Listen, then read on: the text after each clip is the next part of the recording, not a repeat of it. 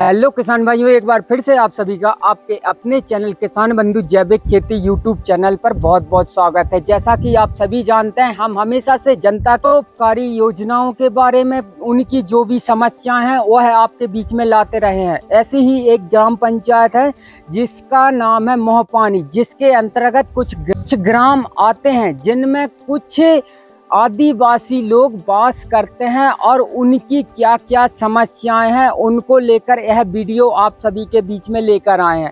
यह जो हमारे साथ आप देख रहे हैं, यह बड़े गांव तलैया जो कि चिचली ब्लॉक के अंतर्गत आने वाला ग्राम है। यहाँ के जो लोग हैं इनकी क्या समस्याएं हैं, उन समस्याओं के बारे में हम इनसे बात करेंगे और जानेंगे। अभी विधानसभा चुनाव 2024 आने वाला है, जिसमें इनके द्वारा कुछ मांगे मांगी जाएंगी। इनकी जो समस्याएं हैं, आइए जानते हैं इन्हीं से इनकी समस्याओं के बारे में। आपका नाम दादाजी? साहब आपकी क्या समस्याएं हैं, हमारी जनता को बताएं। बीमारी जनता का बीमारी भी अब जा रहे हैं, भोग रहे हैं। अब बिजली रोड चाहिए और का कितनी दूर है यहाँ से, कहाँ पर पहुँच रहे हैं आप? गोतोरिया जी हैं, अब पेदल जाने पड़े हमें। नाम का है आपको? राजवली। आपके गांव के सरपंच कौन है? राजू। GRS देविन और सचिव पप्पू। इनके द्वारा आपके गांव में कौन कौन सी योजनाएं मिल चुकी हैं अभी तक? अभी तो कोई योजना की लाभ नहीं मिल रहा है जी। और यहाँ से आप जहाँ जाते हैं, गोटिटोरिया का बाजार करते हैं, वहाँ तक जाने की कितनी दूरी है? 15 किलोमीटर। लगभग कितना टाइम लगता है? 4 घंटे लग जाते हैं। शासन की जो योजना है, जैसे अभी विधानसभा चुनाव आने वाला है, जो लाडली बहना योजना चल रही है, मकान का काम चल रहा है, अभी तक आपके गांव में कितने मकान बन चुके हैं? अभी कितने बने? 5 बने हैं। सीमेंट की बोरी गोटीटोरिया से लाते हैं तो वहाँ से 350 रुपये खरीदी जाती है। हाँ। और 250 रुपया घोड़े वालों को देते हैं। जी। घोड़े के अलावा और कोई साधन यहाँ तक पहुँचता है? कोई साधन नहीं। हाँ, ढुलाने में ज्यादा दिक्कत होती है और पैसा भी लगता है। पूरी वे देते हैं सरकार, लेकिन पैसा भाड़े में चले जाते हैं। इसके अलावा हमारे साथ कुछ बड़े गांव तलैया की महिलाएं भी, जो वर्तमान मुख्यमंत्री जी द्वारा लाडली बहना योजना चलाई जा रही है, उसको लेकर यहाँ के वासियों, यहाँ की महिलाओं को इस योजना का लाभ मिल रहा है कि नहीं मिल रहा है, इस पर भी इनसे जानकारी लेते हैं। दीदी, आपका नाम क्या है? राधिका। लाडली बहना योजना के फॉर्म आपने भरे हैं? नहीं भरे तो हैं, लेकिन वे जाति मांग रहे हैं, पिन कार्ड मांग रहे हैं। हम कहाँ से बनवा के देंगे उनको? आपने देखा कि इनके द्वारा कहा गया है कि पैन कार्ड मांगा जा रहा है, जाति प्रमाण पत्र मांगा जा रहा है। इनको सही सटीक जानकारी नहीं है। लाडली बहना योजना में ना तो पैन कार्ड मांगा जा रहा है और ना ही जाति प्रमाण पत्र। कहीं ना कहीं इनको जानकारी उपलब्ध ना होने के कारण इनके जो फॉर्म है वह भरा नहीं पा रहा। इसके अलावा हम हमारे साथ एक और बड़े गांव तलैया के बुजुर्ग जुड़े हैं, उनसे जानते हैं उनकी क्या समस्या है। आपकी समस्या हम जो रोड और बिजली, हाँ, और पानी और फिर हाँ, और फिर जो अपन मकान जो आ रहे हैं, जो रेता मूल में ढो रहे हैं। हाँ। दिन भर में कितने वो ढोए मूल में से 4 चक्कर लगाते हैं, गिट्टी फोड़ रहे हैं, लोहा ला रहे हैं खंदा पे। कितने लोग है जाते एक बार में? एक बार में मुश्किल 5 आ रहा है एक तो जानी से। एक मकान बनाए में तो बहुत लोहा लगा था, बहुत ज्यादा सीमेंट लगा था। तो जितो वो मोदी दो उतो पैसा वो खुने जा रहा, मतलब लगा रहे हैं। मतलब पूरा पैसा तुम्हारी जब ढोबाई में जो 25-15 किलोमीटर की दूरी है, पूरा वहाँ में लग रहा है। पूरे लग जा रहा है। रेता और गिट्टी बचत है, आवास लोहा और सीमेंट में पैसा लग रहा है। जाकि आवास के अलावा और कोई सी सुविधा मिल रही है का तुम्हें? नहीं मिल रहा सर। इतने पे जो रेट हैं, जो आप अबे काय को उत्पादन करत? अभी तो अब का थोड़ी बहुत जो मक्का डाल लेते हैं और धान डाल लेते हैं, जो कुटकी मुटकी बो रहे हैं। रेट का मिलते हैं यहाँ पे? रेट का 25 का बिक रही है कुटकी। हाँ। तो 10 की बिक रहा मक्का। शासन की तो अच्छे खासे रेट हैं, बाकी यहाँ पे नहीं मिल रहा, वह बात अलग है। जाके अलावा जैसे एजुकेशन की हमने बात करी और रोड की बात हो गई, यहाँ पे मांग का चाहिए सरकार से? अब मांग तो- विधानसभा चुनाव है।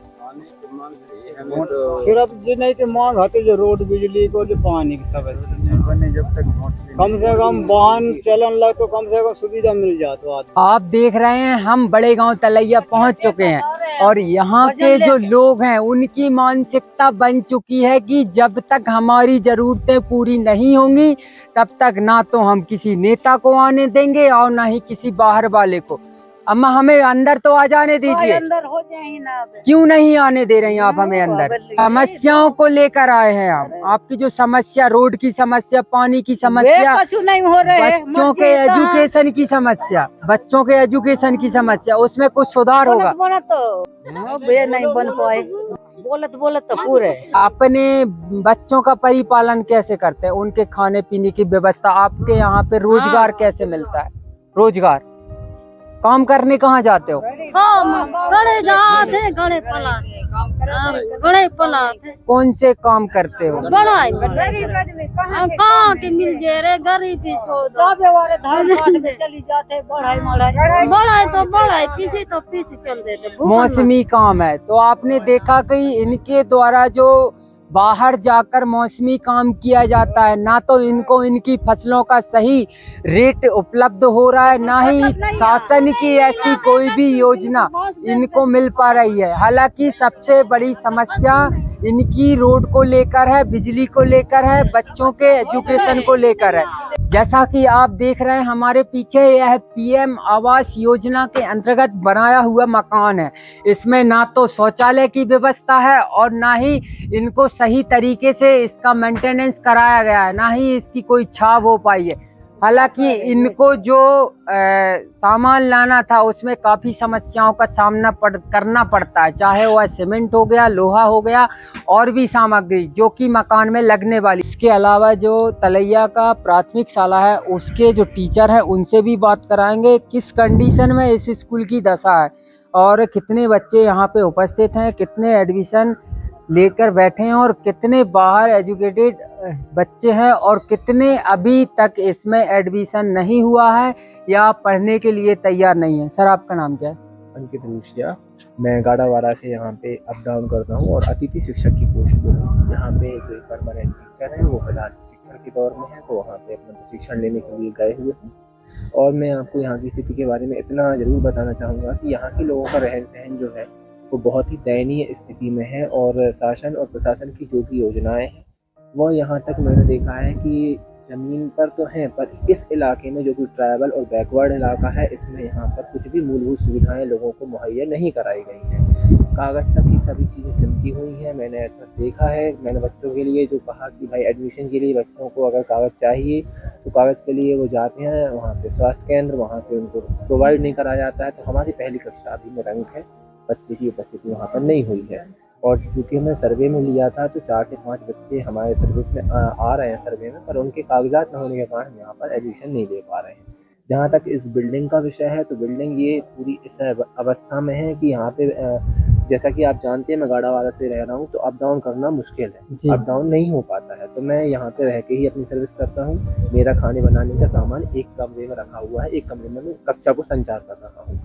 और ये स्थिति ऐसी है कि बारिश के 4 महीने यहाँ पर रुकना असंभव रहता है। बिल्डिंग पूरी हर जगह से टपटपाती है और जब मैं यहाँ पे अभी 2-3 दिन पहले आया था तो यहाँ का छप्पर भी टूटा हुआ मुझको मिला था, क्योंकि मैंने फिर यहाँ पे समेटा और उसके बाद मैं यहाँ से इसको क्लास को अपनी चालू करा पाया।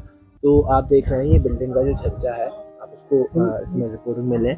और ये आप मेरी मैं तो एक अतिथि शिक्षक हूँ, पर यहाँ की ज़रूरतों को देखते हुए मैं आपसे ये आग्रह करता हूँ अगर आप इसको सुचारू रूप से आगे बढ़ा पाएँ तो इस व्यवस्था को प्रशासन तक ज़रूर अपने ध्यान में रखें कि यहाँ की लोगों की जो ज़िंदगी है वो इतनी दूरभर है और मतलब ये साल में एक फसल ले पाते हैं, दूसरी फसल के लिए सोच भी नहीं पाते हैं। खाना गुजारना इनका हो नहीं पा रहा है और उसके बाद चुनाव आते हैं तो लोग आते हैं, प्रशासन की अमला आता है पर 2-4 दिन का आके चला जाता है, जो कि एक अच्छी बात मैं नहीं समझता हूँ मेरे हिसाब से। और मैं तो अतिथि शिक्षक हूँ तो मैं सिर्फ ये बता सकता हूँ कि ये लोग बहुत ही मुसीबत में रहते हैं और आना जाना इनका बहुत मुश्किल होता है। बच्चों की सुचारू व्यवस्था नहीं है। 4 महीने बच्चे रहते हैं, इसके बाद काम के लिए माता पिता के साथ अपने नीचे उतर कर खेतों खलिहानों में चले जाते हैं।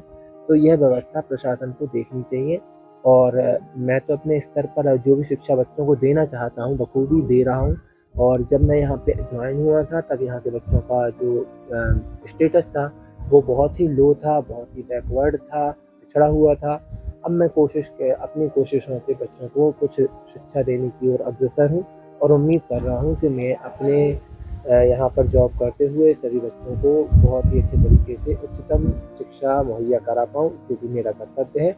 आप यहाँ आए, आपने यहाँ पे रिपोर्टिंग की और इस रिपोर्टिंग के लिए मैं आपका और आपके मीडिया का बहुत ही आभार व्यक्त करता हूँ। Thank you so much.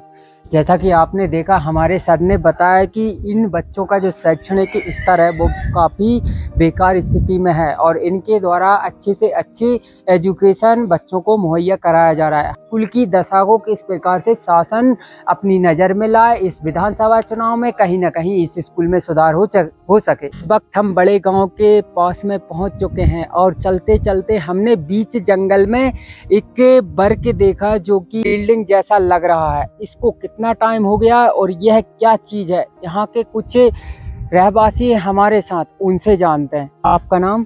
Kailash. ये क्या है जो पीछे अपन देख पा रहे हैं, ये बिल्डिंग किस चीज की है?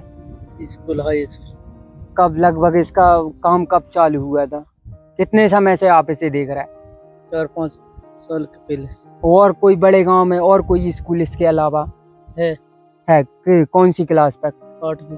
ये कौन सी क्लास तक स्कूल बन रहा था? ये 12वीं। जैसा कि हमें इन आदिवासी भाई ने बताया कि ये 12th क्लास तक स्कूल निर्माण हो रहा था, जिसकी हालत जर्जर हो चुकी है और सिर्फ यहाँ पे नींव डाल के अब इसमें किसका भ्रष्टाचार है, कौन इसका जवाबदार है, इस और शासन प्रशासन थोड़ा इस पर भी ध्यान दे। आखिर इतना बड़ा भ्रष्टाचार किसने किया है? और भी हम आपको आगे बड़े गांव के व्यक्तियों से, जो आदिवासी लोग हैं, उनसे मिलवाते रहेंगे। ये कौन सी फसल है आपकी? धान की। इसके अलावा आप कौन कौन सी फसल और लेते हैं? धान की और कुटकिया की और मक्को की। साल में कितनी फसल आ जाती है? साल में जई अकेली जई फसल आते और कच्छ नहीं आए। बिजली के ये जो खम्भे गड़े हुए हैं, क्या यहाँ पर बिजली उपलब्ध है? बिजली 2 साल से जलत नहीं है, 1 ही साल जली। बाकी बाद कोई काम नहीं, वो कोई काम नहीं भाव। जहाँ में कौन सी खाद को उपयोग करत हो आप? खाद कछु नहीं भैया, ढोरों को गोबर भर डाला था। और का जरूरत है आपकी सरकार से, का मांग है, का दें तुम्हें? रोड और बिजली चाहिए हमें तो। रोड अगर बिजली मिल जाए तो आपकी उन्नति हुए। बच्चों में बीमारी स्वास्थ्य को ध्यान में रखकर कोई सुविधा अस्पताल वगैरह है पे? अस्पताल है नहीं है, गोटोरिये पे जाने पड़ा थे और मुक्ति बीमारी हो गई तो गाड़ावारी जाने पड़ा। जैसा कि आपने देखा, दीदी का कहना है इनको ना तो बिजली की व्यवस्था हो पा रही है और ना ही पानी की व्यवस्था है। ये लोग, आदिवासी लोग, काफी परेशान है। इनकी जो उपज को लेकर भी इन्होंने बताया कि नाम मात्र फसल इनके द्वारा पैदा की जाती है और इनको सरकार के तौर पर कोई भी सुविधाएं नहीं दी जा रही हैं। हमारा कहना है सरकार से कहीं ना कहीं इन लोगों की सुनाई कराई जाए। यहाँ जो खम्भे दिख रहे हैं ये सिर्फ शोभा की सुपारी बने हुए हैं, इनमें बिजली सप्लाई नहीं की जा रही। दीदी का कहना है 3 साल में सिर्फ 1 वर्ष के लिए बिजली उपलब्ध कराई गई। इसके बाद हम बड़ा गांव पहुंच चुके हैं। यहाँ पे बच्चों का एजुकेशन स्तर क्या है, इसके बारे में भी हम वहाँ के टीचर से बात करेंगे। इनके जो एजुकेशन स्तर किस तरीके का है और कितने बच्चे यहाँ पे पढ़ रहे हैं, आइए जानते हैं। आप देख सकते हैं क्लास में ना तो टीचर है ना बच्चे सुरक्षित तरीके से बैठे हुए। बेटा कौन सी क्लास है ये? 5वीं। कौन, आपका नाम क्या है? अनिल भाई। आपका नाम क्या है? राज। कौन सी क्लास में हो? 4वीं। आपने देखा कि सभी बच्चे एक ही क्लास में बैठे हुए। और कौन कौन सी क्लास के बच्चे हैं यहाँ पे? 10वीं तक है। 10वीं में कितने बच्चे हैं? 3। टीचर कहाँ है आपके? टीचर नहीं है, सर जी है। सर जी कहाँ है वो? मोहल्ले पे। मोहल्ले क्या करने गए? कल पेपर नीचे उन बच्चों को जगह भी। अच्छा, पेपर है कल? बच्चे नहीं है, उन्हें कल 7 बजे जाओ। कौन सी परीक्षा का पेपर है? पांचवी और जैसा कि आप देख पा रहे हैं, बच्चों को सही और सटीक जानकारी नहीं है। इसके बाद हम कुछ महिलाओं से बात करेंगे जो कि बड़े गांव की रहने वाली हैं। इनकी क्या समस्याएं हैं, इनसे जानते हैं। आइए, क्या नाम है आपका? दीप्ति पाली, कहाँ के रहने वाले हो? बड़ा गांव। कब से रह रहे हैं आप यहाँ पे? 2 साल से। यहाँ की क्या क्या समस्याएं हैं? यहाँ पर सही से सड़क नहीं है, आने जाने में बहुत लोगों को तकलीफ होती है। हर चीज ले जाने में तकलीफ, गल्ला ले जाने में तकलीफ, कोई भी सामान लेने, यहाँ पर 2 रुपए का चीज लेने के लिए भी नीचे जाना पड़ता है। ऐसी समस्या यहाँ पर ना कुछ भी व्यवस्था नहीं है। यहाँ पर पानी की भी शुद्ध पेयजल नहीं मिल पा रहा है। बिजली को लेकर बिजली के लिए तो 1 साल वाली उसकी मात्रा अभी तक बिजली को कोई पता ही नहीं है। हालांकि यहाँ पर बिजली की उपस्थिति पहले की गई थी, लेकिन अभी 3-4 साल से यहाँ पर कोई बिजली का नामो निशान नहीं है। इसलिए यहाँ पर बिजली की प्रबंधित की जाए व्यवस्था। जैसे कि यहाँ पे जो किसान है, जो उत्पादन कर रहे हैं फसलों का, उनको क्या रेट उपलब्ध होता है? मक्का दिए जाते हैं 10 रुपए किलो में, धान बोई लेते हैं सस्ते रेट। यहाँ पर कोई किसान के उसमें कोई ज्यादा व्यवस्था नहीं हो पा रही। फायदा कितना होता है? रोजगार के लिए कहाँ जाते हैं? रोजगार के लिए सभी लोगों को नीचे जाना पड़ता है। यहाँ पर कोई कारोबार नहीं है रोजगार के लिए। इसके अलावा जो किसान है, उनको कोई योजनाओं का फायदा मिलता है क्या? नहीं मिलता। महिलाओं को किसी प्रकार की कोई योजना मिलती है, लेकिन इतनी नहीं मिल पाती जितनी और कहीं के लोगों को मिलती है, नीचे के लोगों को मिलती है, लेकिन यहाँ पर नहीं मिल पाती है। यहाँ के बच्चों का एजुकेशन स्तर क्या है? यहाँ के बच्चों को ठीक तरीके से शिक्षा नहीं दी जाती। वहाँ पर ले जाते हैं, लेकिन बिठारा रखाए रहते हैं। उनको ठीक तरीके से पढ़ाई नहीं होती। उनको पूरी बुकों की उपस्थित बुकों नहीं दी जाती है, न्यू ड्रेस दी जाती है, कुछ भी ठीक तरीके से व्यवस्था नहीं हो पाती उनकी। वर्तमान में विधानसभा चुनाव आने वाले हैं 2024, उसको लेकर कई पार्टियां अपनी अपनी योजनाएं संचालित कर रही हैं। क्या क्या योजनाएं अभी तक, जो लाडली बहना योजना है या नारी सम्मान योजना है, इसके फॉर्म भरे हैं क्या यहाँ के लोगों? भरे हैं। कितनी महिलाओं को लगभग इसकी जानकारी है और उनके फॉर्म भरा है? चुनी महिला को ही योजना का फायदा मिल रहा है। यहाँ पर पार्टियां आती हैं वोट लेने के लिए, अपनी पार्टी का प्रचार करती हैं और इसके बाद 5 साल तक कोई खबर नहीं लेते हैं। बच्चों के लिए जो मध्याह्न भोजन बनाया जाता है, गवर्नमेंट की स्कीम है कि बच्चों को जो 5वीं तक के बच्चे हैं उनको मध्याह्न भोजन रेगुलर दिया जाए और जो पौष्टिक आहार है वह दिया जाए। क्या यहाँ के बच्चों को पौष्टिक आहार दिया जाता है?